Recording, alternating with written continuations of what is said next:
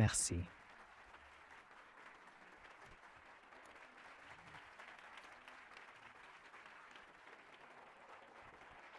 Bonjour. Je suppose que nous allons passer 1 heure ensemble aujourd'hui. Pourquoi le monde a-t-il besoin d'une autre entreprise d'informatique? Et la plupart du temps, je voudrais passer juste à parler de ce que vous voulez aborder et à répondre à quelques questions. Mais je pensais que, si vous le souhaitez, je pourrais prendre environ 10 ou 15 minutes. Au début, pour vous parler de ce que nous faisons chez Next et pourquoi le monde pourrait avoir besoin d'une autre entreprise d'informatique. Est-ce que ce sont des choses auxquelles vous pensez? D'accord. Je pensais vous parler de certaines de nos erreurs. Peut-être que ça serait plus utile. Nous avons beaucoup de cicatrices. Il y a un livre vraiment intéressant qui a été écrit par un gars nommé Paul Strassman. Et Paul a l'un des emplois les plus intéressants de la planète.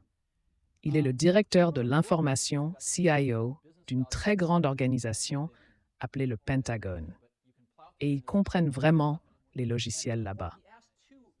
J'ai eu une conversation avec lui il n'y a pas longtemps et il m'a dit « La leçon de la guerre du Golfe est que le meilleur logiciel remportera la guerre. » Et donc, ils essaient de faire beaucoup de travail dans le domaine des logiciels. Cependant, il a écrit un livre avant d'occuper ce poste intitulé « La valeur commerciale des ordinateurs ». C'est plutôt épais et ce n'est pas une bonne lecture pour le coucher, mais vous pouvez le parcourir et il y a des choses incroyables dedans. Et il a posé 2 questions en particulier. L'une d'elles était, il a interrogé un ensemble d'entreprises, allant des moins performantes aux plus performantes. Et quelqu'un prend des notes ici. Il a demandé combien elles dépensaient en technologie de l'information, en pourcentage de leurs revenus. Et il a obtenu une réponse très contre-intuitive, n'est-ce pas? On pourrait penser que les entreprises vraiment performantes dépensent soit plus, soit moins que les entreprises non performantes, selon votre théorie. Mais c'était exactement la même chose. Elles dépensaient environ 2% de leurs revenus en technologie de l'information. Et il a trouvé cela curieux. Alors, il a posé une autre question. Comment dépensaient-elles leur argent? Et il a découvert que les entreprises vraiment performantes, en fait, commençons par les moins performantes. À mesure que le succès augmente et que les revenus augmentent, il a découvert que les moins performantes dépensaient la majorité de leur argent dans la productivité managériale, tandis que les plus performantes dépensaient la majorité de leur argent dans des applications de productivité opérationnelle. Maintenant, ce n'était pas très agréable à lire pour moi parce que j'ai passé les 10 premières années de ma vie à travailler sur la productivité managériale qui concernait les PC. Les PC et les Mac n'ont jamais attaqué la productivité opérationnelle. Ils se sont seulement attaqués à la productivité managériale. Pourquoi cela? Parce que vous ne pouvez pas aller dans votre magasin d'informatique local et acheter une application qui vous aidera à faire du trading d'actions ou qui vous aidera à gérer un hôpital ou qui vous aidera dans n'importe quelle partie opérationnelle de votre entreprise que vous souhaitez automatiser. À moins que vous ne soyez une très très petite entreprise, alors vous pouvez utiliser quelques logiciels de comptabilité. Mais à part cela, si vous étiez une entreprise de taille moyenne ou grande, ces outils n'ont jamais attaqué la productivité opérationnelle. Alors faisons un zoom arrière et demandons-nous comment les gens ont-ils attaqué la productivité opérationnelle avec la technologie de l'information. Eh bien, dans les années 60, ils achetaient un mainframe, ils avaient quelques terminaux et un groupe de programmeurs COBOL, et ils écrivaient quelques applications. Et la plupart d'entre elles étaient des applications de gestion en arrière-plan.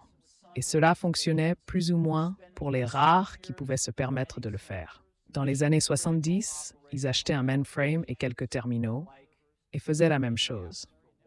Et certains d'entre eux ont obtenu quelques mini-ordinateurs et terminaux et ont essayé de le faire un peu moins cher. Dans les années 80, rien n'a changé. Mainframe et terminaux, mini-ordinateurs et terminaux. jusqu'à peut-être il y a 2 ou 3 ans. Ce qui s'est passé il y a 2 ou 3 ans, c'est que le front office a commencé à réaliser qu'ils avaient tellement besoin d'applications opérationnelles qu'ils ne pouvaient plus dépendre des équipes informatiques. Ils ont commencé à prendre les choses en main et parfois à travailler avec les équipes informatiques pour commencer à réduire les coûts, obtenir quelques serveurs et faire fonctionner des bases de données standards de l'industrie comme Sybase ou Oracle dans les serveurs, créer un petit réseau local et obtenir peut-être quelques stations de travail Sun et passer environ 2 ans à écrire des applications opérationnelles critiques, comme des applications de trading pour Wall Street, parfait exemple. Et ça a plutôt bien fonctionné. Et la raison pour laquelle ils ont eu besoin de faire cela, c'est qu'ils découvraient de plus en plus que des choses comme de nouveaux produits nécessitaient une application opérationnelle sur mesure. Un exemple, si vous êtes dans les services financiers et que vous lancez un nouveau produit, cela repose sur 3 éléments. C'est une idée, une force de vente et une application personnalisée pour exploiter les bases de données afin de rendre le produit réel pour faire les échanges de prêts hypothécaires ou tout ce que vous voulez faire. Sans l'application, vous n'avez pas de produit. Et ainsi, il y a eu une demande croissante de la part des services avant des entreprises pour créer de plus en plus de ces applications opérationnelles. Et je pense que nous arriverons à un point où il deviendra assez clair que c'est la prochaine grande révolution de l'informatique de bureau. C'est d'attaquer la productivité opérationnelle. Et à mesure que nous commençons à réinventer la manière dont nous faisons les choses pour automatiser beaucoup de cela dans des applications sur mesure. Cela semble un peu étrange maintenant pour la plupart des gens. Cela ressemble à l'édition de bureau en 1985. Personne ne savait ce que c'était. Tout le monde pensait que c'était une sorte de marché vertical étrange. Mais je suppose que c'est assez transversal. Et nous attaquons maintenant des marchés verticaux qui savent qu'ils veulent cela. Et cela fonctionne extrêmement bien. Sun est la seule entreprise qui a vraiment réussi dans ce domaine. Et nous les faisons sortir du jeu. Parce que nous avons développé un logiciel appelé NextStep qui vous permet de créer des applications 5 à 10 fois plus rapidement que tout ce que l'on n'a jamais vu.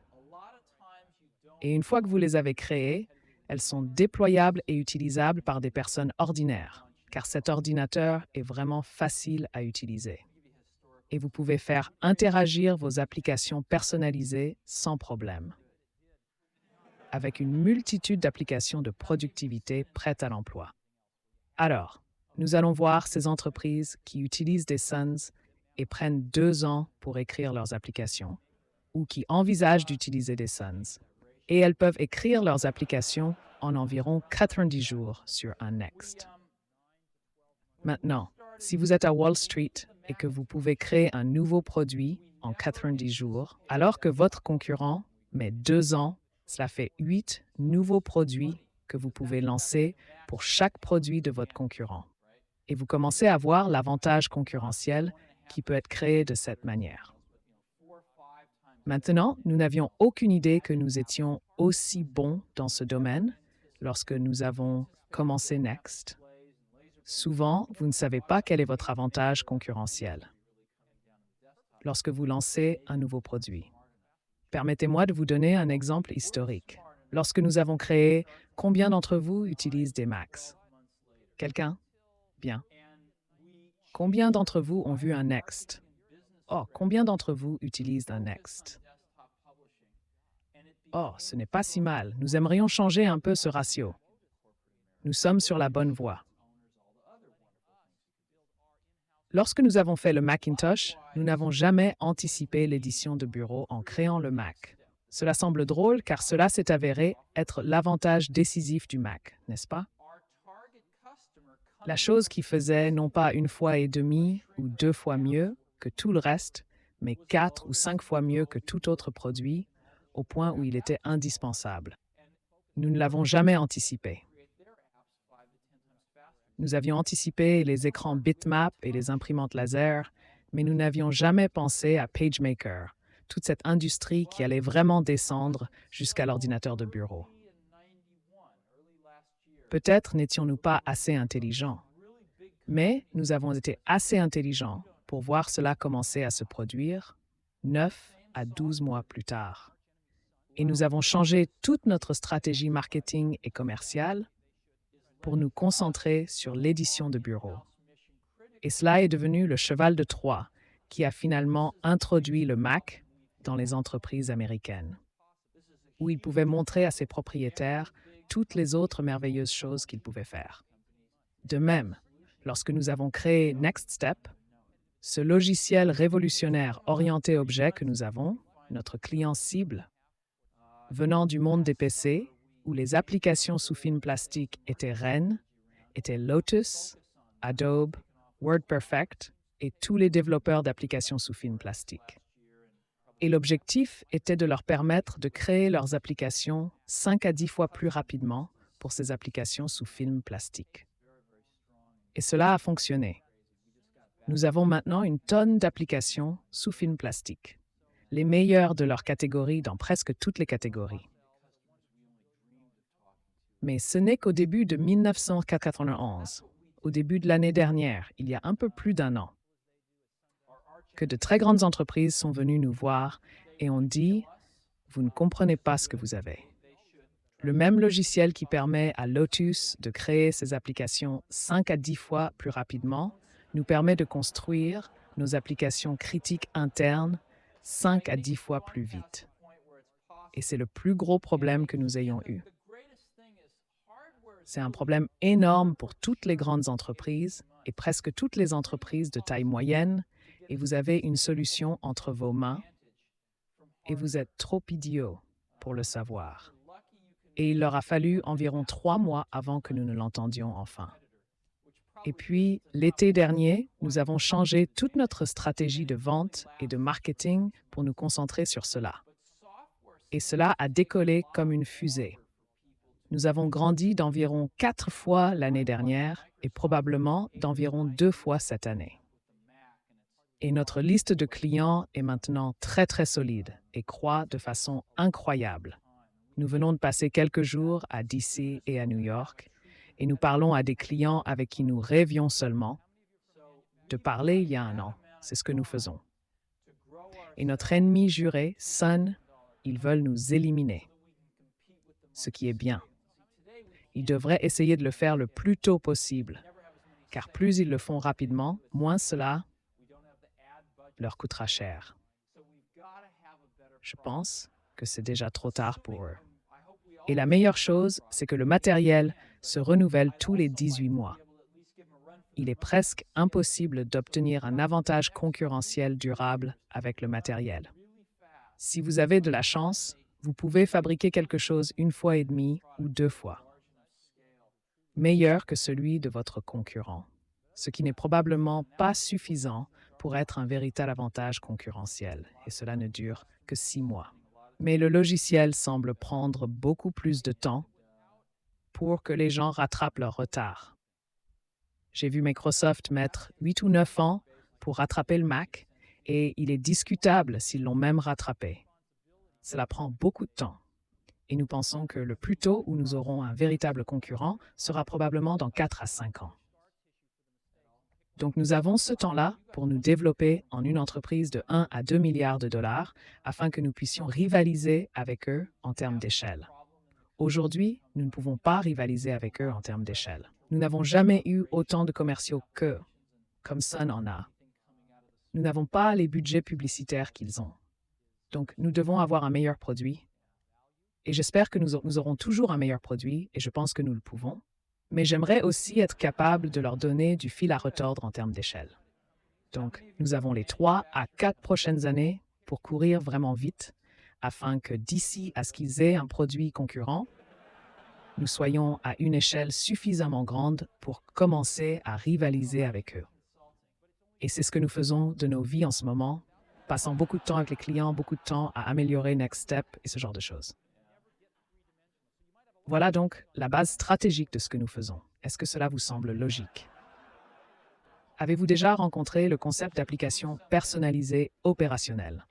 Je veux dire, la plupart d'entre vous viennent d'entreprises où vous avez eu une expérience professionnelle, n'est-ce pas? Et vous avez tous fait cela. Avez-vous ce problème dans les entreprises d'où vous venez, une forte pression pour écrire ces applications personnalisées opérationnelles, et très peu de résultats pour satisfaire cette soif? Combien d'entre vous viennent de Wall Street?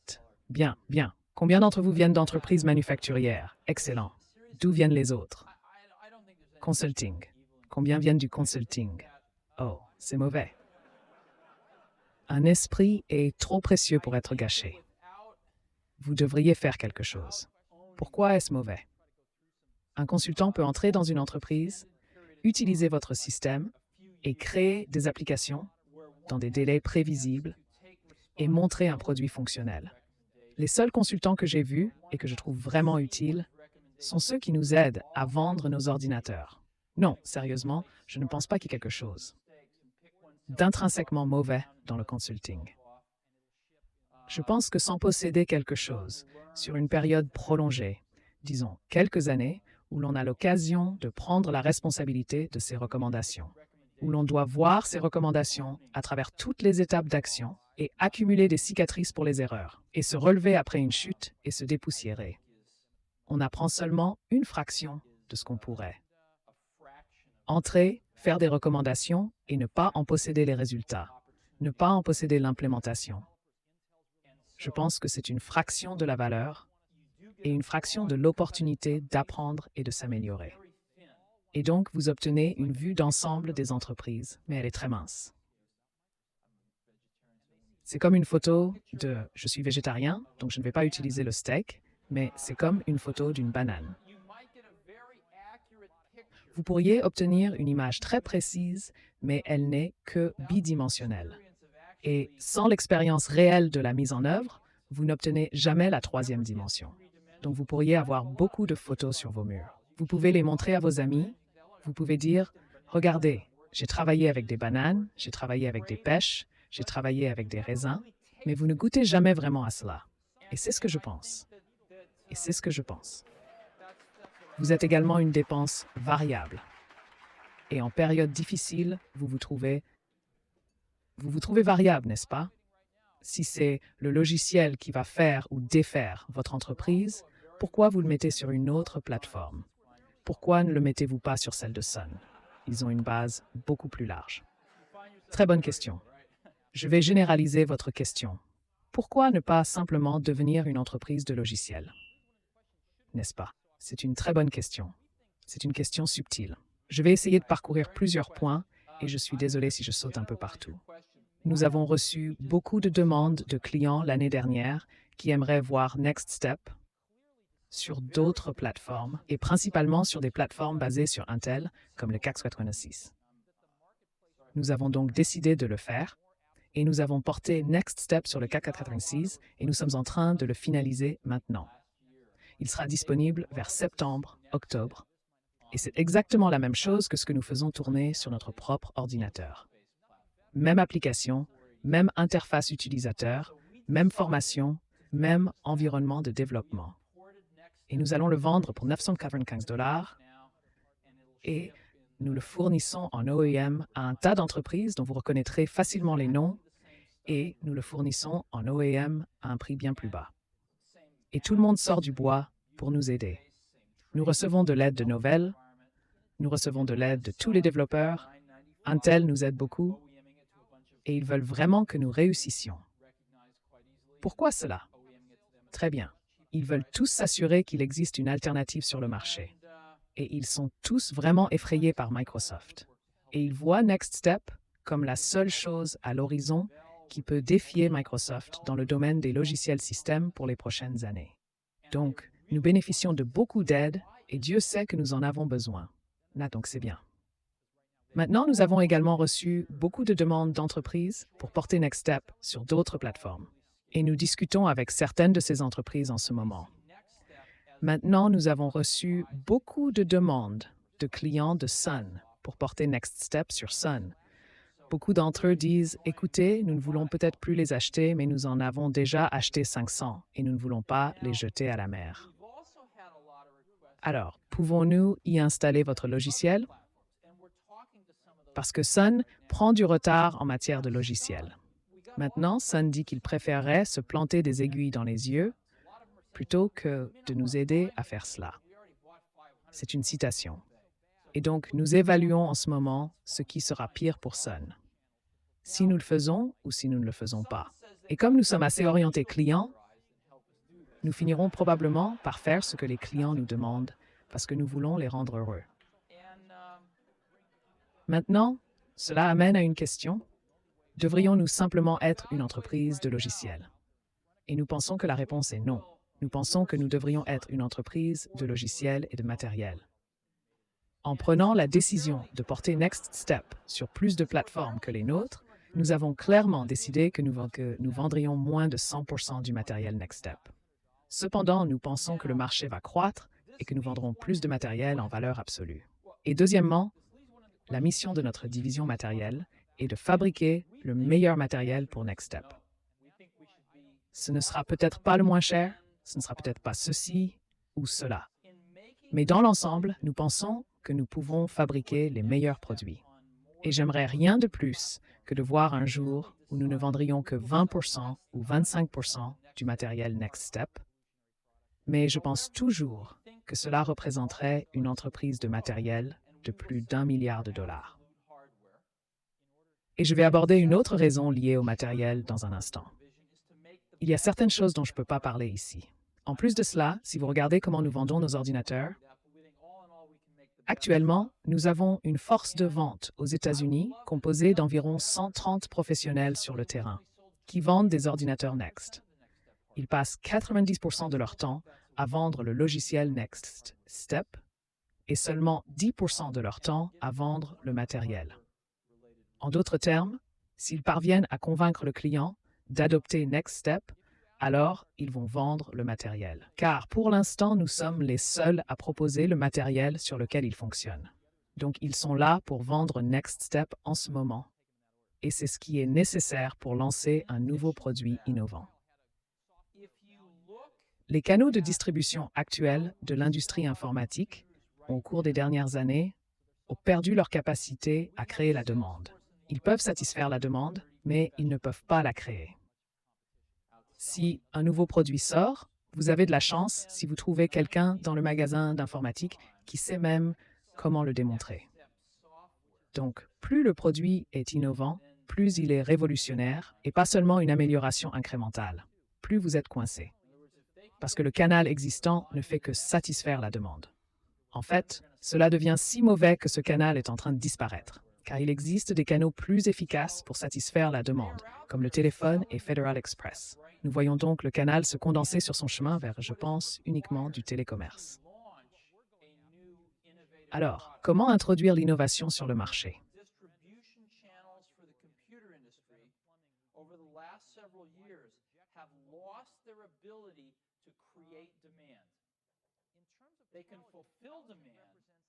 Nous croyons que la seule façon dont nous savons comment le faire actuellement est avec une force de vente directe sur le terrain, devant les clients, en leur montrant les produits dans le contexte de leurs propres problèmes et en discutant de la manière dont ces problèmes peuvent être résolus avec ces solutions. Une entreprise uniquement axée sur les logiciels ne pourrait jamais se permettre d'avoir une force de vente directe. Avec un prix de vente moyen de $500 pour un logiciel, vous ne pourriez jamais vous permettre d'avoir 130 professionnels sur le terrain. Avec un prix de vente moyen de $5 000, vous le pouvez. Et c'est pourquoi je ne pense pas que nous verrons d'autres entreprises de logiciels système réussir. Je ne pense pas qu'il soit possible de financer les efforts nécessaires pour éduquer le marché sur un produit révolutionnaire avec des prix de vente moyens aussi bas. Et si ce n'est pas un produit révolutionnaire, je ne pense pas que l'entreprise puisse réussir. Donc, notre stratégie a été que nous devions être une entreprise de matériel pour que notre activité logicielle réussisse. Et nous pensons pouvoir exceller dans les deux domaines. Je sais que c'est une longue réponse, mais c'est aussi un problème complexe. Oui? Bien sûr. Si vous nous demandez qui sont nos concurrents, nous dirons vraiment trois choses. L'une est le logiciel Solaris de Sun, l'autre est Microsoft et la troisième est Taligent. prenons-les dans cet ordre. Sun a eu pendant un certain temps une valeur ajoutée logicielle, car ils avaient le meilleur Unix sur le marché. Mais le marché a beaucoup évolué depuis, et malheureusement, Sun n'a pas suivi. Donc, leur logiciel prend de plus en plus de retard. Et bien que nous les prenions très au sérieux, nous ne pensons pas que Solaris sera une grande concurrence. Il n'a pas d'objet intégré, et c'est essentiellement ce qu'ils ont aujourd'hui. Microsoft développe NT, qui est en quelque sorte leur deuxième tentative pour créer un Unix en devenir. Et c'est bien, et je pense que ce sera mieux que la dernière, qui était OS2. Mais fondamentalement, ce n'est qu'un système d'exploitation. C'est une meilleure plomberie pour Windows. C'est une bonne manière de le voir. Malheureusement, vous êtes toujours coincé avec Windows dans toute sa splendeur, y compris l'environnement de développement. Le plus horrible jamais inventé. Et donc, nous ne pensons pas que cela représente un véritable défi pour ce que nous visons, c'est-à-dire ces applications personnalisées critiques, car l'environnement de développement est horrible. Il n'est pas orienté objet. Et même avec une meilleure plomberie, nous pensons qu'il sera largement rejeté pour ce que nous faisons. En ce qui concerne Taligent, Taligent représente le premier véritable concurrent que nous pourrions avoir. Ils vont expédier un produit vers 1995 s'ils exécutent leur plan. Et je pense que s'ils exécutent leur plan et travaillent très dur vers le milieu des années 90, ils auront à peu près ce que nous avons aujourd'hui. Et ce n'est pas une blague. Cela signifie toujours que nous devons continuer à avancer rapidement, car ils disposeront de beaucoup de ressources. Je pense qu'il y a beaucoup de questions quant à savoir s'ils parviendront un jour à expédier un produit. Je pense qu'ils sont à quelques années d'avoir quelque chose qui fonctionne, entre guillemets. Mais nous les prenons très au sérieux. Maintenant, ils nous ont énormément aidés, car ils ont légitimé la programmation orientée objet. Et pour le moment, nous sommes les seuls à l'avoir et le serons pour les 3 ou 4 prochaines années. Donc, si nous ne pouvons pas rivaliser avec Taligent, c'est probablement parce que nous nous sommes tiré une balle dans le pied. Vous ne pouviez pas demander mieux. IBM et Apple disent « Ces gars sont sur la bonne voie. Et revenez dans 5 ans et nous l'aurons aussi. C'est formidable. Et donc la balle est dans notre camp. »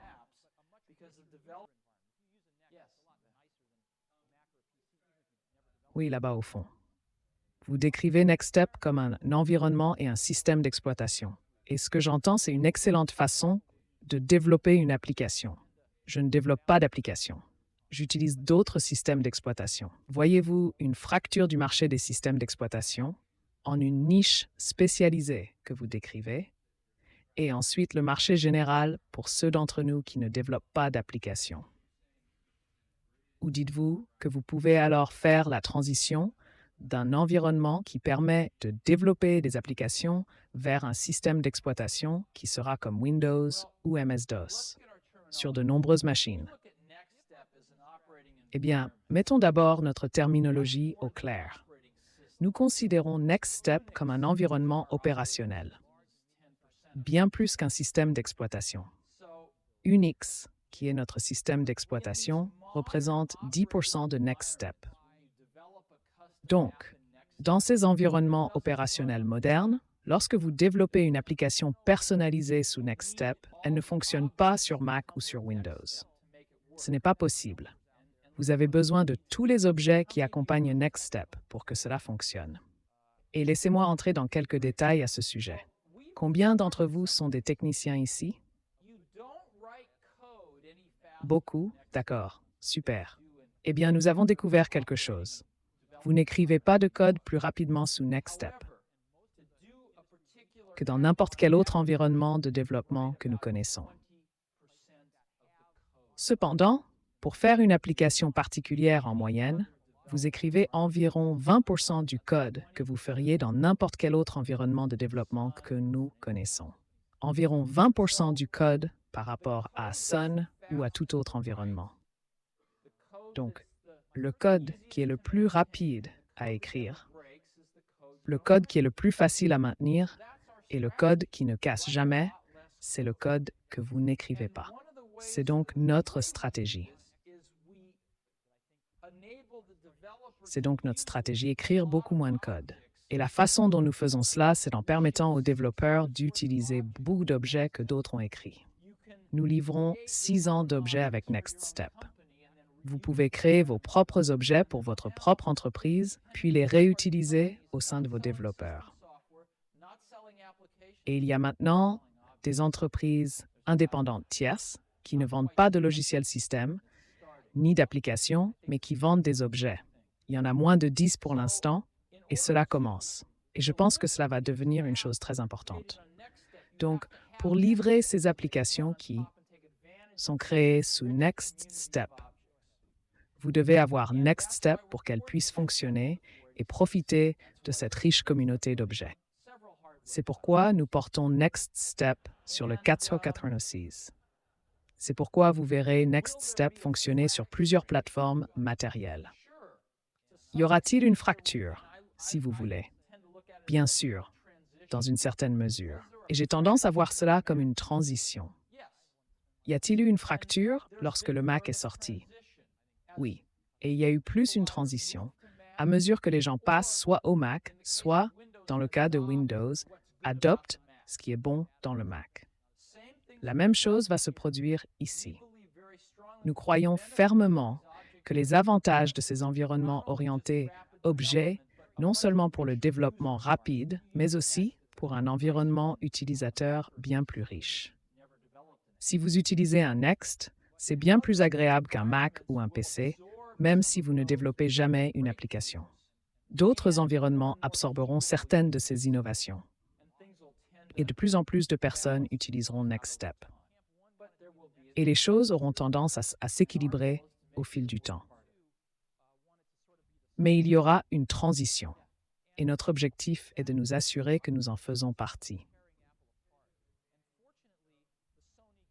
Oui, vous avez mentionné plus tôt que votre avantage concurrentiel, selon vous, résidait dans le fait que les entreprises aujourd'hui avaient besoin de développement sur une base opérationnelle, plutôt qu'au niveau de la gestion. Cependant, de nombreuses entreprises, ou certaines, peut-être, externalisent leur développement. Comment cela change-t-il votre stratégie commerciale?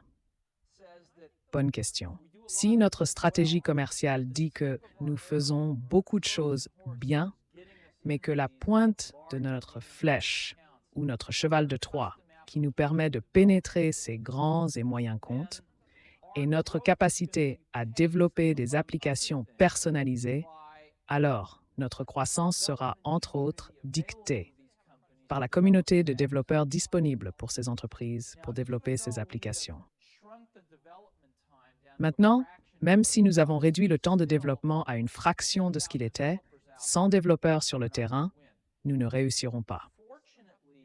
Heureusement, la plupart des entreprises ont vraiment augmenté de manière significative les effectifs de personnes compétentes dans leur département IS au cours des dernières années, les 4 ou 5 dernières années. Il y a maintenant des personnes vraiment brillantes qui connaissent quelque chose à l'informatique dans les départements IS. Et la plupart des industries avec lesquelles nous parlons, qu'il s'agisse de soins de santé, de services financiers, voire d'applications de la loi, ont des développeurs sur place, dans leurs équipes IS. Sinon, il commence à y avoir beaucoup de VAR et des gens sur le terrain que nous utilisons à LA ou à New York, où je viens d'être. Nous avons probablement environ 10 entreprises tierces indépendantes aidant des parties de Wall Street à développer des choses. Donc, je pense que cela ne sera pas un obstacle. Mon opinion personnelle est que le nombre de personnes dans le développement d'applications diminue. Il a explosé dans les années 80 avec les PC, mais maintenant cette industrie se consolide. Elle se consolide en très peu d'entreprises. Et il y a beaucoup de personnes en excès qui, je pense, commencent à être redirigées vers certains de ces autres domaines. Jusqu'à présent, ça n'a pas été un problème.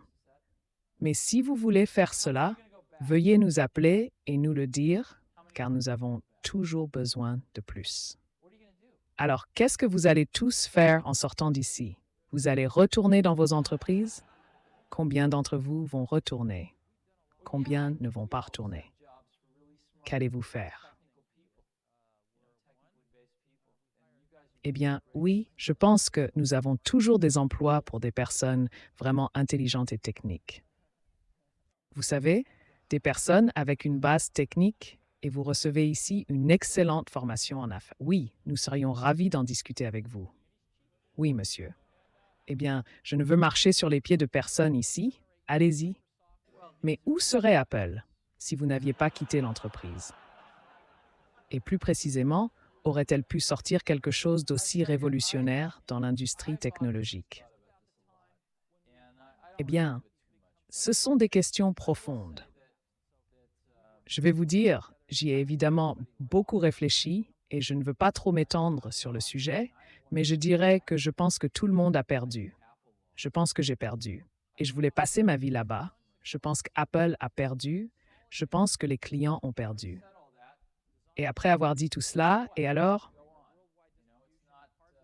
on continue. C'est pas aussi grave que beaucoup d'autres choses. Ce n'est pas aussi grave que de perdre un bras. Les gens continuent et les entreprises continuent. Et je pense qu'Apple, je suis très heureux choix qu'Apple expédie un Mac. Cela me rend très, très heureux. Je pense que les PowerBooks sont des produits décents, je les aime bien, mais Apple a eu des difficultés ces dernières années. Ils ont vraiment eu du mal à déterminer qui ils voulaient être. Et ce n'est pas nouveau. Nous avons toujours eu ce problème. C'était en partie ce qui a permis à Apple de rester en vie, je pense. Et il y avait deux camps au sein d'Apple. Le premier camp voulait être la prochaine grande entreprise informatique sérieuse, et le deuxième camp voulait être en quelque sorte le Sony des ordinateurs. Et cette lutte, je pense, a quelque peu déchiré Apple. Heureusement, les gars de Sony ont gagné. Ils ont en quelque sorte décidé de devenir le Sony des ordinateurs. Et donc, les PowerBooks sont plutôt bons, mais les Quadras sont vraiment médiocres en ce moment, les trucs haut de gamme. Et ils ne mettent essentiellement pas beaucoup de ressources sur les utilisateurs avancés de bureau. Et ils ont maintenant mis la plupart de leurs meilleurs éléments sur les portables et les produits grand public qu'ils vont lancer. Et je pense qu'ils réussiront très bien là-dedans. Maintenant, il y a un problème là-dedans, c'est que si vous regardez les produits grand public qui se vendent à plus d'1 million par an, vous pouvez les compter sur quelques mains. Il se trouve qu'il n'y a pas, je veux dire, des produits électroniques grand public, pas comme des brosses à dents, mais des produits électroniques. Et donc, supposons qu'ils en aient un ou deux. Disons qu'ils ont un produit qui se vend à 2 millions par an à un prix de vente moyen de $500 pour eux. Donc, il se vend aux consommateurs à $795 ou quelque chose comme ça. Ça fait quoi? 1 milliard de dollars, non? 2 millions par an, $500 chacun. C'est 1 milliard de dollars. Ils doivent encore trouver les 7 milliards de dollars restants de revenus quelque part. Ce sera donc une transition intéressante à mesure que les prix de vente moyens diminuent. Les volumes doivent être beaucoup, beaucoup plus élevés et vous rencontrez des problèmes d'échelle lorsque vous regardez l'industrie de l'électronique grand public. Ce n'est pas que ce soit impossible et je pense que ça va être vraiment intéressant à observer. Et nous voyons également beaucoup de mouvements pas tout à fait aussi clairs, mais des mouvements dans le monde de Windows et du PC, à nouveau vers l'idée de rendre ce qu'ils ont maintenant portable, mais sans donner au tiers supérieur du marché plus de puissance. Vous savez, le système 7 sur Mac était censé être la seconde venue, et ce ne l'était pas. C'était juste une amélioration incrémentale. OS 2 était censé nous emmener dans de nouvelles dimensions, et cela s'est avéré être un échec complet. Et ils vont encore dépenser 100 millions de dollars, juste pour s'assurer que vous êtes tous au courant. Et donc, il y a un tiers de ces ordinateurs de bureau où les utilisateurs et les personnes qui veulent déployer des applications plus sophistiquées ils sont dans le désert cherchant quelque chose à boire. Et je pense Et je pense qu'il y a une opportunité énorme de leur fournir des solutions. Maintenant, cela ne signifie pas que Apple ne va pas réussir. Cela signifie simplement qu'ils vont prendre une autre direction. Réussir. Cela signifie simplement qu'ils vont prendre une autre direction. Qui sait ce qui se serait passé si tout ça ne s'était pas produit? Oui, là-haut dans le coin. Vous avez beaucoup parlé de la création de produits. Je me demande si vous pourriez parler de la gestion chez Next et si vous voyez des changements à venir alors que vous espérez passer d'une entreprise de 120 millions de dollars à une entreprise de 1 milliard de dollars. Bien sûr. Oui, nous avons beaucoup fait l'année dernière. Les choses les plus importantes que nous avons faites sont, premièrement, nous avons embauché ce type juste ici. Mike Slade est notre vice-président du marketing. Il a passé « Tu peux te lever ». Non. Et il n'est pas cher non plus. Et Mike a passé 7 ou 8 ans chez Microsoft. Et je l'ai rencontré pour la première fois. Il était le chef de produit pour Excel lorsqu'il est sorti et il a fini par diriger de grandes parties du marketing pour Microsoft. Donc Mike dirige tout le marketing chez Next. Et Mike est arrivé chez Next juste au moment où nous commencions enfin à comprendre ce que disaient ces grandes entreprises au sujet des applications personnalisées critiques. Et nous avons travaillé très étroitement ensemble pour redéfinir la stratégie marketing de l'entreprise. Et Mike a fait un travail tout simplement superbe dans ce domaine. La deuxième grande chose que nous avons faite, c'est qu'il y a environ 3 mois, un peu plus de 3 mois, nous avons consolidé notre ingénierie de conception matérielle, notre fabrication, notre distribution mondiale et notre service matériel en un seul bloc, appelé la division matérielle. Ainsi, de la conception à la fin de vie, ils ont la responsabilité du matériel. Et nous sommes en train de former la division logicielle en ce moment afin que nous soyons tous encore sous le même toit. Mais que nous ayons bien conscience du fait que nous devons réussir dans 2 secteurs d'activité. La troisième chose que nous avons faite était, et nous avons une personne vraiment formidable qui dirige cela, Rich Page, qui est l'un des fondateurs de Next, et il fait un excellent travail à ce poste. Nous avons récemment embauché un nouveau directeur financier, Marcel Gagny. Il vient d'Intel, où il a passé 12 ans à occuper des postes assez intéressants. Il a dirigé toute la finance pour l'Europe, il a dirigé tout l'audit interne pour le conseil d'administration, il a dirigé toute la planification et la programmation de la production pendant un certain temps, et ce genre de choses. C'est un gars plutôt compétent. Il est allé à Chypre pendant 1 an et demi, puis est venu chez Next. Et il est formidable. Et puis récemment, en fait, la semaine dernière, j'ai embauché un directeur des opérations, un type Peter van Keilenberg. Et Peter est quelqu'un que j'ai rencontré pour la première fois lorsque nous cherchions un vice-président exécutif pour les ventes et le marketing, et il a refusé le poste, et nous avons finalement décidé de ne pas pourvoir ce poste. Et je le poursuis depuis 1 an et demi presque. Il est vraiment bon. Il a passé beaucoup de temps chez TI en tant que responsable de l'Europe, et il y a environ 3 ans, il est allé dans une entreprise appelée Mercury Communications en Angleterre, c'est le MCE du Royaume-Uni, et il a redressé cette entreprise pour atteindre environ 2 milliards de dollars. Et il a ensuite été promu pour diriger la moitié de la société mère de Mercury, Cable and Wireless. Et il gérait environ 6 milliards de dollars. Et il est allé là-bas en pensant que les communications et l'informatique allaient en quelque sorte se rejoindre, mais cela ne s'est jamais produit.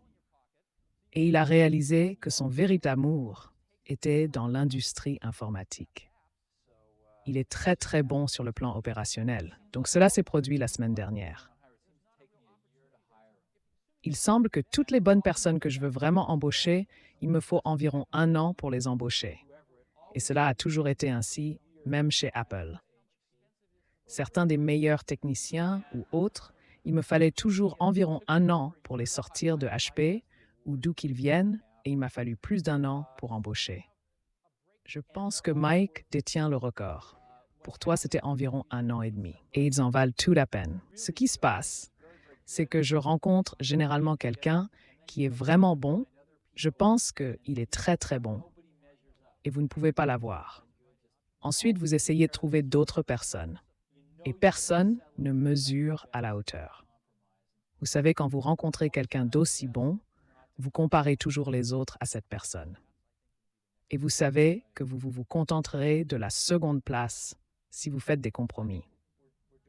Et j'ai toujours trouvé qu'il valait mieux ne pas faire de compromis et continuer à persévérer.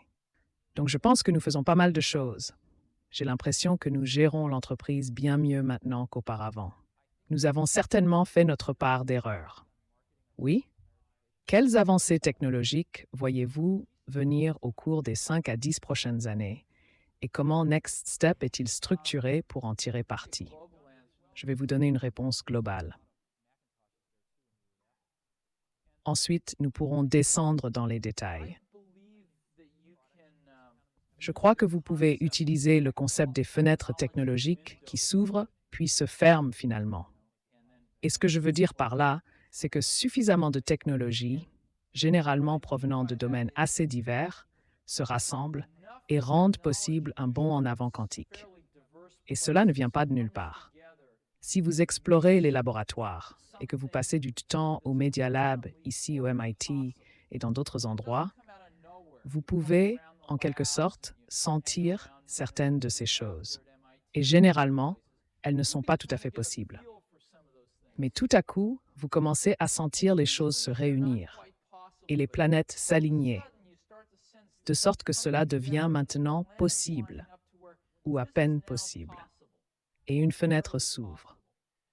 Et ça prend généralement autour de mon expérience, en tout cas dans ma vie, cela prend environ 5 ans pour créer un produit commercial qui tire parti de cette ouverture de fenêtre technologique. Parfois, vous commencez avant que la fenêtre ne soit vraiment ouverte. Et vous ne pouvez pas la franchir. Et vous poussez, et vous poussez. Parfois, ça demande beaucoup de travail. Cela a pris autant de temps pour l'Apple II. Ça a pris autant de temps pour le Mac. Vous savez, ça a pris un Lisa en chemin, 100 millions de dollars. Cela prend du temps. C'est coûteux de forcer ces fenêtres à s'ouvrir. Et dans notre cas, vous savez, notre premier produit a échoué. Nous avons sorti ce cube et nous en avons vendu 10 000. Pourquoi? Parce que nous n'étions pas encore tout à fait prêts. Et nous avons fait des erreurs en cours de route. Et nous avons dû rectifier le tir. Vous savez, le Macintosh était une correction de trajectoire du Lisa. Donc avec l'Apple II et III, nous l'avons fait à l'envers. Il faut environ 5 ans ou un nombre d'années comme cela pour réaliser cette ouverture de fenêtre. Et il semble qu'il faille environ 5 autres années pour vraiment l'exploiter sur le marché. Et laissez-moi vous donner quelques exemples tirés de ma vie. L'Apple II a duré 15 ans. 15 ans. Le matériel a évolué, mais fondamentalement, c'était le même pendant 15 ans. DOS, vous savez, DOS a juste passé les 10 ans. Je ne pense pas que quiconque serait en désaccord avec le fait qu'il va facilement durer encore 5 ans, n'est-ce pas, malheureusement. Et le Mac, vous savez, le Mac a 8 ans, n'est-ce pas? Il ne fait aucun doute qu'il va durer encore 4 ou 5 ans, n'est-ce pas? Ces choses sont difficiles. Elles ne durent pas parce que c'est pratique ou même parce que c'est économique. Elles durent parce qu'elles sont vraiment... c'est difficile à faire. Et donc, lorsque nous forçons cette fenêtre à s'ouvrir, je pense qu'avec notre génération actuelle de produits, nous avons enfin ouvert la fenêtre. Après 6 ans, elle est ouverte. Nous avons une mise en œuvre extrêmement élégante et nous avons 5 ans de travail pour l'exploiter sur le marché. Vous savez, nous atteindrons notre apogée dans 5 ans. Dans 5 ans, nous nous assiérons tous ensemble et dirons « OK, il est temps de commencer la prochaine chose. Il est temps de se lancer dans la prochaine chose, peut-être dans 4 ans à partir de maintenant. » Mais nous avons encore beaucoup de travail devant nous pour déployer cette technologie, éduquer le marché et continuer à la peaufiner en fonction des retours du marché. Donc tout ce que je sais sur les fenêtres technologiques qui sont ouvertes ou sur le point de s'ouvrir est intégré dans NextStep, où nous y travaillons dans les laboratoires. Les choses ne viennent généralement pas de manière indépendante. Elles, en quelque sorte, arrivent en grappe, d'après mon expérience. Donc, les éléments qui ne sont pas encore intégrés, dont je peux parler, il y a certaines choses liées à la vidéo qui sont vraiment intéressantes, qui vont être intégrées. Il y a aussi des éléments de sécurité qui sont vraiment fascinants et qui sont en cours d'intégration. Mais la plupart des technologies de base sont déjà là. Les produits deviennent plus petits et portables. Les produits deviennent beaucoup plus rapides. Mais ces choses sont bien connues. Vous savez, les produits que nous pourrons vous fournir dans l'année ou les 2 années à venir fonctionneront à des vitesses que j'ai du mal à croire. Et je fais cela depuis un certain temps. Donc je pense que la fenêtre est ouverte et je pense que la technologie orientée objet est la plus grande avancée technologique que j'ai vue depuis le début des années 80, avec les interfaces utilisateurs graphiques. Et je pense que c'est encore plus grand, en fait. Cela prouvera être plus grand avec le temps. Oui? J'ai une question. Si la valeur est des choses comme les applications opérationnelles et que NextStep est un outil pour vous aider à les construire, où tracez-vous la ligne pour capturer le plus de valeur entre le développement d'applications comme Word ou Excel et devenir un constructeur d'outils pour soutenir ceux qui pourraient capturer un peu plus de valeur? Où voulez-vous tracer la ligne là-bas? Si vous êtes une entreprise de logiciels. Eh bien, Microsoft a rendu cela facile. Répétez la question. Oui, désolé, la question est si vous êtes une entreprise de logiciels, devriez-vous développer des applications ou devriez-vous développer des objets et des outils? Vous voyez, l'industrie du logiciel, avec Microsoft, Lotus et WordPerfect, a rendu cela vraiment facile. À moins que vous n'ayez 20 ou 30 millions de dollars à brûler dans votre poche pour embaucher quelques centaines de personnes pour développer ce qu'il faut pour créer une de ces applications polies sous film plastique pour Mac ou Windows, vous n'avez pas beaucoup de choix. Il n'y a pas vraiment d'opportunité là-bas pour... En supposant que vous ayez la meilleure feuille de calcul aujourd'hui, vous pourriez facilement dépenser 50 millions de dollars en marketing avant de commencer à rentabiliser la vente en raison du coût exorbitant du marketing d'un produit aujourd'hui. Mais cela concerne uniquement les feuilles de calcul existantes. Si vous essayez de développer une génération supérieure, un produit différent, eh bien, supposons que vous ayez une feuille de calcul révolutionnaire. Encore une fois, sur des plateformes grand public, il faudra 50 millions de dollars, juste pour dépasser le niveau de bruit et la commercialiser. Donc, ce que font aujourd'hui les personnes les plus brillantes que je connais, ce qu'ils font, c'est qu'ils écrivent des objets. Ils écrivent des morceaux de code que d'autres développeurs vont utiliser pour construire des applications. Et ils vont là où personne d'autre ne va. Et c'est, je pense, qui sera la prochaine grande nouveauté. Oui? Vous avez mentionné qu'un problème potentiel pour les Mac est le manque de développeurs et de consultants qui les recommandent.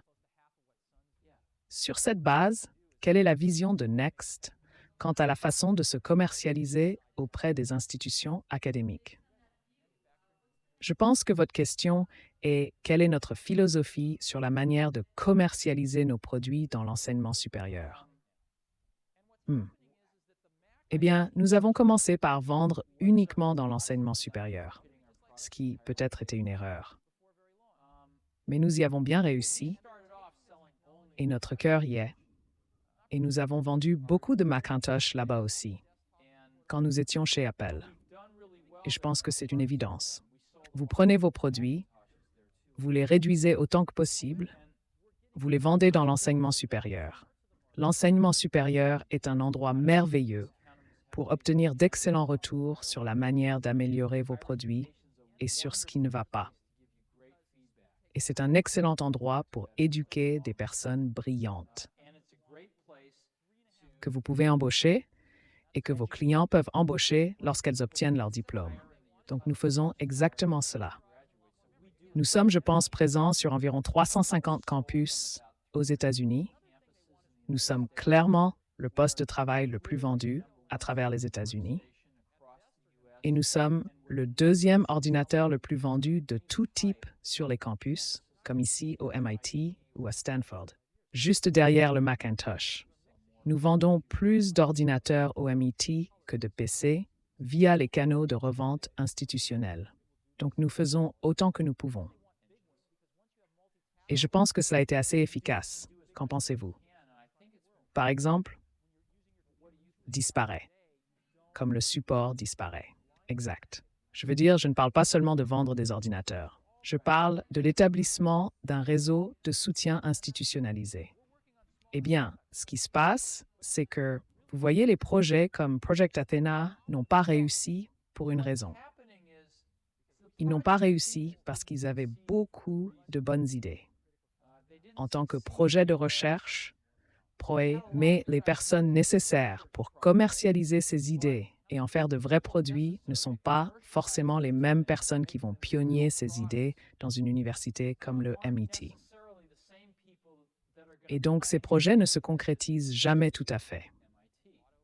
Les recettes sont en quelque sorte développées et vous faites quelques échantillons et c'est plutôt bon, mais l'industrie informatique est assez avancée et donc d'autres personnes reprennent ces idées et en font de vrais produits. Et ils laissent en quelque sorte les projets de recherche dans la poussière si les chercheurs abandonnent la recherche et commencent à essayer de commercialiser des choses. Et je peux vous citer 100 exemples de cela dans l'enseignement supérieur. Donc, c'est probablement une bonne chose que Project Athena ait un début, un milieu et une fin, afin que ces personnes ne se retrouvent pas coincées à essayer de faire du logiciel commercial dans un environnement académique.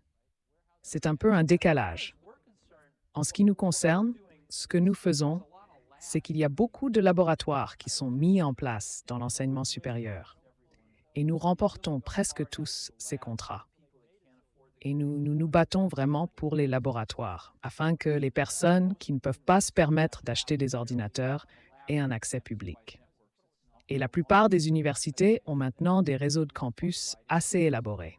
C'est plus quelque chose de nouveau et à la pointe, et nous nous intégrons parfaitement à ces réseaux.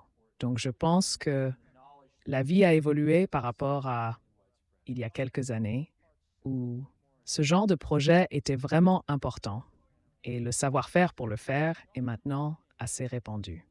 Je pense que une ou deux autres questions. Oui? Quelle est la chose la plus importante que vous avez personnellement appris chez Apple, que vous appliquez chez Next? Bonne question. Je ne suis pas sûr d'avoir appris ça chez Apple, mais je l'ai appris en me basant sur les données lorsque j'étais chez Apple. Et c'est que je prends désormais une vue à plus long terme sur les gens. En d'autres termes, quand je vois quelque chose qui ne fonctionne pas bien, ma première réaction n'est pas de le corriger. C'est de dire, nous construisons une équipe ici. Et nous allons faire de grandes choses pour la prochaine décennie, pas seulement pour l'année prochaine. Donc, que dois-je faire pour aider afin que la personne qui fait des erreurs apprenne, plutôt que de résoudre le problème moi-même? Et c'est parfois douloureux. Et j'ai toujours cet instinct initial de vouloir résoudre le problème. Mais prendre une vue à plus long terme sur les gens est probablement la plus grande chose qui ait changé. Et puis, je ne sais pas, c'est peut-être en partie biologique, mais... Oui? Pour rebondir sur cette question, je voulais vous interroger sur votre style de gestion et plus particulièrement, comment vous résolvez les conflits au sein de votre organisation. Quel est notre style de gestion? Comment résolvons-nous les conflits?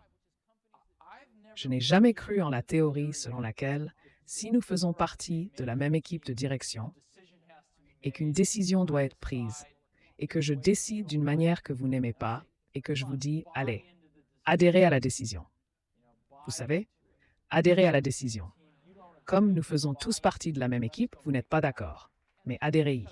Allons-y, faisons-le. Parce que ce qui se passe, c'est qu'à un moment ou à un autre, vous payez quelqu'un pour faire ce qu'il pense être juste, mais ensuite vous essayez de lui faire faire ce qu'il pense ne pas être juste. Et tôt ou tard, cela ressort. Et vous finissez par avoir ce conflit. Donc j'ai toujours pensé que la meilleure façon est de réunir tout le monde dans une salle et d'en discuter jusqu'à ce que vous soyez d'accord. Maintenant, ce n'est pas tout le monde dans l'entreprise, mais c'est tout le monde qui est vraiment impliqué dans cette décision qui doit l'exécuter. Et c'est ainsi que nous essayons de gérer Next. La façon dont nous gérons Next est la suivante. Nous avons une équipe au sommet que nous appelons l'équipe de politique. Il y a 8 personnes. Mike en fait partie, j'en fais partie. Nous avons 6 autres personnes dans l'équipe. Et l'élément clé, nous avons 2 choses que nous essayons de faire. La première est que nous essayons de différencier les décisions vraiment importantes de celles que nous n'avons pas besoin de prendre.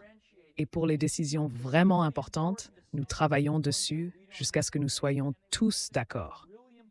Car nous payons des gens pour nous dire quoi faire. En d'autres termes, je ne considère pas que nous payons des gens pour faire des choses. C'est facile de trouver des gens pour faire des choses. Ce qui est plus difficile, c'est de trouver des gens pour vous dire ce qui doit être fait, n'est-ce pas? C'est ce que nous recherchons. Donc, nous payons les gens beaucoup d'argent et nous nous attendons à ce qu'ils nous disent quoi faire. Et donc, quand c'est votre attitude, vous ne devriez pas vous précipiter pour faire des choses si tout le monde ne se sent pas à l'aise avec elles. Et le secret pour que cela fonctionne est de réaliser qu'il n'y a pas tant de choses que cela qu'une équipe doit vraiment décider. Et nous avons peut-être 25 choses vraiment importantes à décider par an, pas beaucoup. Voilà comment nous essayons de le faire. Parfois ça marche et parfois nous y travaillons encore. Je ne peux pas penser à une fois, je ne peux pas peut-être 1 ou 2 fois, mais je ne me souviens même pas d'une fois où j'ai dit « bon sang, je suis le PDG ». Et nous allons faire comme ça, vous savez? Je me souviens d'une fois où j'ai dit « nous ne sommes pas sur la même longueur d'onde ». Et vous quittez l'équipe. Vous savez? J'ai dû dire cela 1 ou 2 fois sur une longue période de temps lorsqu'une personne n'a pas voulu aller dans la même direction que nous voulions prendre en tant qu'équipe. Il m'incombe de dire de temps en temps « Hé, tu veux aller par là? Nous voulons aller par ici. » Ça ne marche pas. Ça ne marche pas. Mais quand les gens font partie de l'équipe, alors nous trouvons une solution. Oui, vous avez en quelque sorte choisi cette direction, ce créneau vers le produit haut de gamme, par opposition à ce dont vous avez discuté avec le Macintosh en termes de portabilité, et beaucoup de ces questions de portabilité. Pensez-vous que la portabilité est exclusive? Pouvez-vous faire cela tout en faisant aussi des choses davantage axées sur le marché? Je veux revenir sur votre caractérisation de produits haut de gamme, car nos produits coûtent en réalité presque la moitié de ce que coûtent ceux de Sun. Et la raison en est que nous avons l'usine la plus automatisée de l'industrie. Et nous avons un excellent groupe de conception VLSI qui conçoit des choses avec beaucoup moins de pièces. Vous vous intéressez à la fabrication? Oui, oui, oui. Nous devrions en parler dans 1 minute. L'industrie est en train de se bifurquer en ce moment. Et ce qui se passe, c'est que les Macs et les PC, tels que vous les connaissez aujourd'hui, seront tous comme ça. Montrez votre PowerBook. Ils seront tous comme ça, juste plus légers et plus petits avant longtemps. Et ils prennent la technologie que nous avons aujourd'hui sans la changer particulièrement et la transforment en format portable. Ils abandonnent certaines choses pour cela, mais rien de vraiment profond. Cependant, nous recevons toutes sortes de signaux de certaines parties du marché indiquant qu'elles veulent des choses qui sont l'opposé de cela, n'est-ce pas? Eh bien, quelles sont-elles? Eh bien, la vitesse. La vitesse est l'ennemi de la portabilité. Parce que la vitesse demande de la puissance, n'est-ce pas? Donc, le type de vitesse que nos clients veulent ne fonctionnerait que pendant 3 minutes et demie sur batterie. Et cela ne sert à rien. La deuxième chose qu'ils veulent, c'est beaucoup plus de stockage sur leur disque dur et beaucoup plus de mémoire. Encore une fois, l'ennemi de la portabilité. pour des raisons de puissance et taille.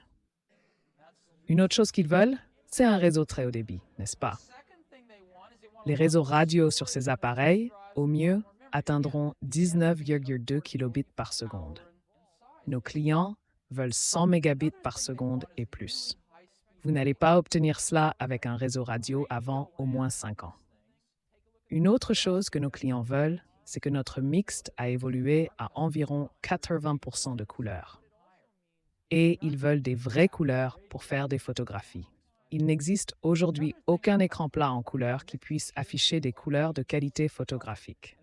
Et ils en veulent de grands, car une fois que vous avez le multitâche et que vous exécutez plusieurs choses en même temps, vous avez besoin d'une fenêtre plus grande dans ce monde électronique. Lorsque vous utilisez votre ordinateur pendant 2 ou 3 heures par jour, vous ne voulez pas regarder à travers des œillères aussi petites. Vous voulez quelque chose de plus grand.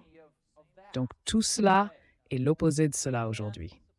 Et nous travaillons sur des produits plus petits, c'est certain, mais il est vraiment difficile d'obtenir les deux. Et nous optimisons pour la puissance parce que nous voyons un immense besoin pour ces applications personnalisées critiques. Et ce que les gens font nécessite plus de puissance, c'est pourquoi nous optimisons pour cela. Parlons de fabrication. Combien d'entre vous ont une expérience en fabrication? Oh, c'est génial. J'adore la fabrication. Et quel type de choses? Quel type d'entreprise? Pharmaceutique. Pharmaceutique? Y a-t-il des gens de l'automobile ici? Oui. Lui, automobile? Électronique chez TI. TI, Motorola. Motorola? Est-il vrai que vous envoyez votre production à l'étranger ou seul entendu? Oui, j'ai entendu cette rumeur aussi. Non, ça ne pourrait pas être plus éloigné de la vérité. Nous adorons la fabrication chez Next. Et quand j'étais chez Apple, j'ai eu la chance de diriger l'effort de construction d'une usine Mac. Et nous avons conçu, construit et exploité cette usine. Et c'était une véritable avancée. C'était la meilleure usine de l'industrie jusqu'à ce que nous en construisions une chez Next. Et nous avons fait beaucoup d'erreurs cependant. Par exemple, je me souviens de l'avoir traversée. Vous savez, l'une des choses que vous apprenez lorsque vous commencez à construire des usines, c'est que les entrepôts sont vraiment mauvais, n'est-ce pas? Les entrepôts sont mauvais, car vous avez tendance à y stocker des choses. Et l'inventaire est vraiment mauvais. L'inventaire est vraiment mauvais, car s'il y a un défaut, vous ne le découvrez pas tout de suite. Et vous ne bouclez pas la boucle de rétroaction de qualité avec le fournisseur pour corriger le problème jusqu'à ce qu'ils en aient fabriqué des milliers.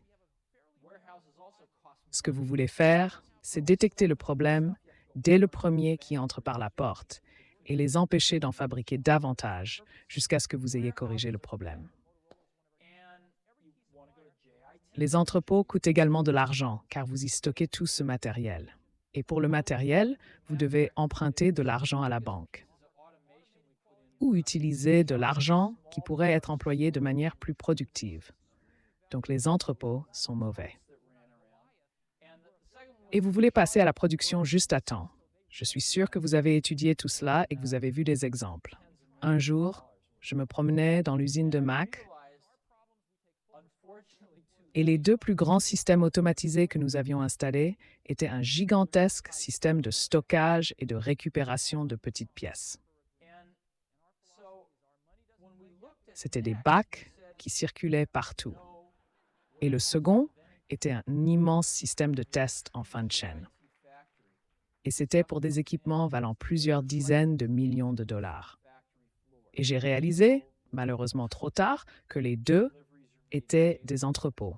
Ce ne sont que des entrepôts high-tech. Et donc, quand nous avons conçu Next, nous avons dit « pas d'entrepôt de quelque sorte que ce soit ». Nous avons une véritable usine en JIT. Les pièces arrivent et sont livrées directement au point d'utilisation sur la chaîne de production. Il n'y a pas d'entrepôt. Les livraisons sont effectuées quotidiennement, parfois plus fréquemment que cela. Il n'y a pas d'entrepôt de sortie, tout est visible. Et la raison pour laquelle nous avons beaucoup de ce que nous avons fait, c'est parce que nous avons regardé, eh bien, je vais vous donner un exemple. Lorsque nous apprenions la fabrication chez Mac, nous avons engagé un professeur de la Harvard Business School à l'époque, nommé Stephen Wheelwright, que Harvard a depuis débauché, je pense. Et il a fait quelque chose de génial. Il a dessiné sur le tableau un petit schéma. La première fois que je l'ai rencontré, il a dit « Vous pouvez considérer toutes les entreprises du point de vue de la fabrication de cette manière. Vous pouvez dire qu'il y a 5 étapes, 1, 2, 3, 4, 5. Elles ont toutes ces étapes. Et l'étape 1 est celle des entreprises qui considèrent la fabrication comme un mal nécessaire. Elles souhaitent ne pas avoir à le faire, mais elles doivent le faire, bon gré, mal gré. Et tout en haut, à l'étape 5, ce sont les entreprises qui considèrent la fabrication comme une opportunité concurrentielle pour un avantage compétitif, n'est-ce pas? Nous pouvons réduire le délai de mise sur le marché et sortir de nouveaux produits plus rapidement. Nous obtenons des coûts plus bas, nous obtenons une meilleure qualité et en général, vous savez, vous pouvez en quelque sorte mettre le drapeau américain ici et mettre le drapeau japonais là-bas. Mais cela change cependant. Cela change. Et cela change parce que des gens comme vous se lancent dans la fabrication. Les entreprises commencent à réaliser que étions excellents dans ce domaine à une époque, et puis nous l'avons pris pour acquis, et les gens commencent à offrir de bons salaires maintenant et à embaucher de bonnes personnes. Et donc, nous voulons être l'une de ces entreprises. Et nous essayons très fort. En passant, pour revenir un instant sur le logiciel, j'applique souvent cette échelle aux entreprises informatiques et à leur façon de percevoir le logiciel. Vous voyez, je pense que la plupart des entreprises informatiques sont au stade, elles souhaitent que le logiciel n'ait jamais été inventé. Je mets Compaq dans cette catégorie et IBM est peut-être au stade 2 ou quelque chose comme ça. Et je pense qu'il n'y a que, vous savez, Sun est peut-être en quelque sorte au milieu, peut-être ici. Je pense qu'il n'y a que 3 entreprises ici et c'est nous, Apple et Microsoft, au stade 5. Nous commençons tout par le logiciel et nous travaillons en arrière. Mais pour revenir à la fabrication, nous avons commencé à considérer l'usine comme un problème logiciel. Et les premières personnes que nous avons embauchées dans l'usine étaient des ingénieurs en logiciel. Nous les avons convaincus de passer de la R&D au logiciel, ce qui n'était pas facile. Nous avons dû leur offrir des primes, nous avons dû les cajoler, nous avons dû leur promettre qu'ils pourraient revenir s'ils détestaient cela. Et ils y sont allés. Et nous avons dit, c'est vraiment juste un problème logiciel avec des dispositifs ES intéressants appelés robots. C'est tout ce que c'est. Et donc, nous avons commencé à construire le logiciel en premier. Et nos premiers robots que nous avons obtenus, nous les avons spécifiés et nous les avons achetés clé en main avec les bras robotisés, toute l'électronique et le logiciel pour les contrôler. Et nous avons fait les spécifications, mais nous ne l'avons pas écrit. Et ils ont bien fonctionné. Certains d'entre eux sont encore en service, mais, et étant des gens du logiciel, nous n'étions pas vraiment satisfaits. Ils n'étaient pas élégants. Nous ne pouvions pas faire ce que nous voulions avec les robots. Nous ne pouvions pas les intégrer dans un système d'information de qualité, ni faire tout ce que nous voulions. Alors, pour la deuxième génération, nous avons spécifié le matériel et avons demandé à quelqu'un de construire le matériel pour nous, mais nous avons écrit tout le logiciel sur nos propres ordinateurs. Nous sommes orientés objets, donc nous avons commencé à écrire des objets pour robots, des objets de qualité, vous savez, toutes sortes d'objets pour contrôler cette usine. Et nous avons découvert que notre ordinateur était excellent pour cela. Et donc, toute notre usine fonctionne maintenant sur ce système d'usine et de qualité orientée objet.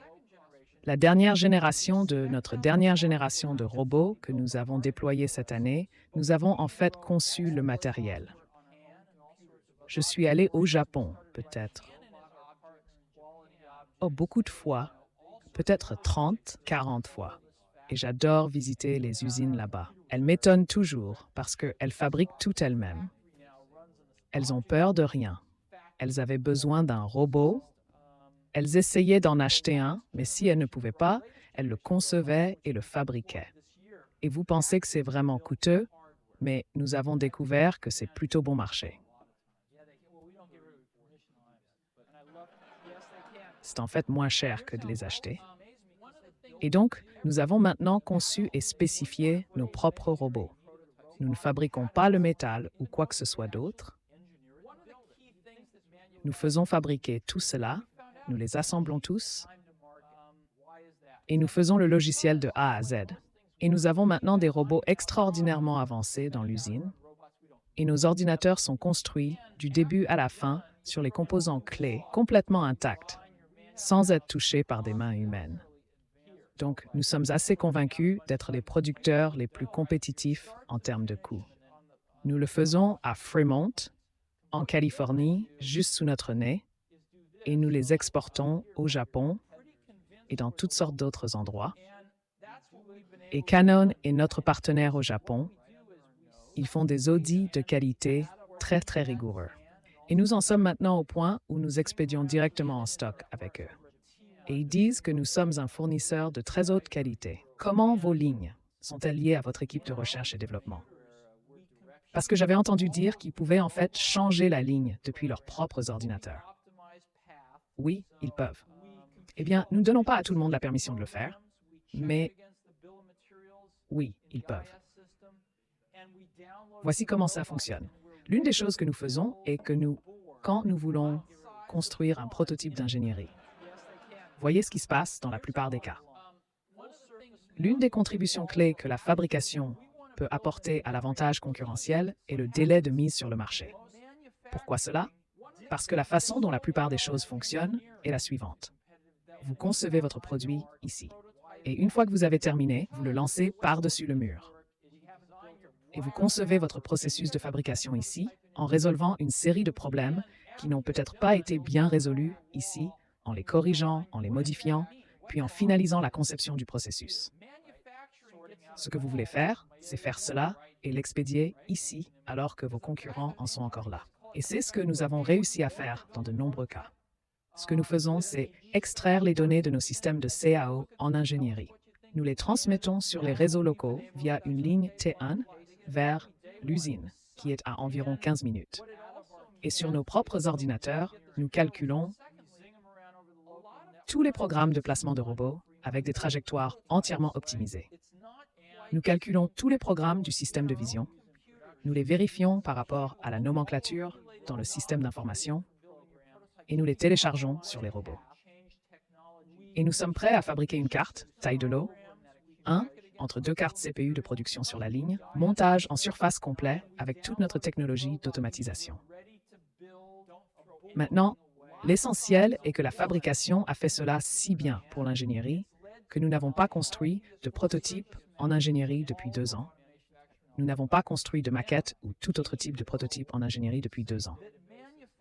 Tout a été fabriqué en usine. Que signifie cela? Cela signifie que la fabrication est impliquée dès le premier jour. Parce que les gars de l'ingénierie appellent la fabrication et disent « Hey, nous voulons construire un prototype, nous allons avoir besoin de ces pièces spéciales dans cette chose. Regardez cela. Dites-nous ce que vous en pensez. Nous aimerions le faire demain. Faites-nous savoir si c'est OK, etc., etc. » Ils sont impliqués dès le premier jour. Et ce que cela signifie également, c'est « Nous obtenons ce parallélisme. » Deuxièmement, bien souvent, lorsque vous construisez des prototypes, ce n'est pas tout à fait la même technologie que celle que vous allez utiliser en production. Et donc, tout le savoir accumulé lors de la construction de vos prototypes est jeté lorsque vous changez de technologie pour passer à la production. Et vous recommencez ce processus d'accumulation. Comme nous ne changeons pas de technologie, nous ne jetons rien. Nous ne perdons pas de temps. Et cela a conduit à l'une des relations les plus saines entre un groupe d'ingénierie et un groupe de fabrication que j'ai jamais vu dans ma vie. Ils travaillent tous sur les mêmes bases de données. Ils travaillent tous sur les mêmes processus. Ils travaillent tous dans un environnement de processus très discipliné, où lorsque les processus sont modifiés, ils se réunissent tous pour examiner les propositions et y adhèrent tous. Et ce n'est pas si difficile. La clé de tout cela, cependant, est que nous n'avons pas embauché une tonne de personnes en fabrication. Nous avons embauché des ingénieurs et nous les avons convaincus que nous allions être différents. Nous allions les payer exactement le même montant qu'en R&D. En fait, nous les avons payés un peu plus au début, mais nous les payons exactement comme en R&D, pas de différence. Il y a une migration dans les deux sens. Non seulement de la fabrication vers la R&D, mais dans les deux directions. Et ils ne sont pas des citoyens de seconde classe. Ils ont les mêmes bureaux, ils ont les mêmes équipements de test. Ils ont les mêmes ordinateurs sur leur bureau. Et il nous a fallu un certain temps pour les convaincre que nous étions vraiment sérieux. Pendant les premières années, nous avions plus de PhD en fabrication que nous n'en avions en ingénierie de conception, jusqu'à ce que l'ingénierie de conception en vole quelques-uns. Donc cela a vraiment porté ses fruits pour nous et je pense que c'est l'une de nos réelles opportunités d'avantage concurrentiel. Oui, je pense qu'une ou deux autres questions et nous devons partir, et probablement vous aussi. Oui, là-haut. Vous avez donc aucun entrepôt, est-ce vrai? Vous faites vraiment du JIT? Oui. Comment obtenez-vous vos produits ou vos matières premières? Comment obtenons-nous nos matières premières? Oui. Vous voulez dire quelle entreprise de transport les amène ou que voulez-vous dire? Est-ce par avion? Est-ce par camion? Comment faites-vous pour tout obtenir aussi rapidement? Voyez-vous, l'essentiel, c'est que ce n'est pas notre problème. C'est le problème de nos fournisseurs. Nous convenons avec notre fournisseur de l'heure d'arrivée du matériel sur le sol de notre usine. Et s'ils sont assez organisés pour l'expédier par camion, c'est très bien. S'ils doivent l'expédier par avion, tant pis pour eux. S'ils veulent avoir un entrepôt à côté d'une autre parce qu'ils ne sont pas assez performants, eh bien, ils doivent le faire. Maintenant, nous ne sommes pas géants, donc nous ne pouvons pas ordonner aux gens de faire des choses. Mais ce qui s'est passé, c'est que nous avons une base de fournisseurs assez restreinte. Nous n'avons pas 3 milliards de fournisseurs et ils voient d'énormes avantages à travailler avec nous. Nous leur transmettons nos systèmes d'information qualité. Par exemple, Motorola est l'un de nos principaux fournisseurs. Presque tous les principaux fournisseurs utilisent des ordinateurs Next. Et nous leur envoyons des informations statistiques de qualité, parfois quotidiennement, à partir de nos systèmes d'information qualité automatisés sur leurs pièces. Et ce genre de choses leur est extrêmement précieux. Donc, bien que nous ne soyons pas Goliath, nous sommes un David très précieux avec qui travailler. Et donc, il se plie en 4 pour travailler avec nous. Et nous essayons de placer les problèmes là où ils appartiennent. Si ce sont nos problèmes, nous en prenons l'entière responsabilité. Nous possédons notre processus. Mais c'est leur travail de nous fournir un matériel sans défaut, à temps, selon les accords. Et notre philosophie est que notre argent ne se casse pas après que nous leur ayons donné. Donc leurs pièces ne devraient pas se casser après qu'ils nous les aient données.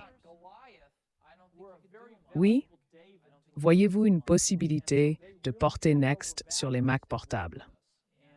Et pensez-vous que l'avenir des Mac est en train de s'éteindre, ou quoi? Vous savez, je pense que les Mac vont continuer à croître. Cela dépend de ce qu'Apple fait. Je pense que certains segments du marché Mac vont continuer à croître. Je pense que certains segments du marché Mac ne seront pas ciblés pour une croissance future. Et je pense que les Mac sont de bons ordinateurs pour faire certaines choses. Mais pour faire les choses que les gens, je pense, voudront faire dans quelques années, je ne pense pas que vous puissiez les faire sur un Mac.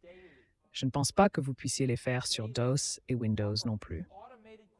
Et donc, je pense qu'il y a un besoin pour une nouvelle technologie.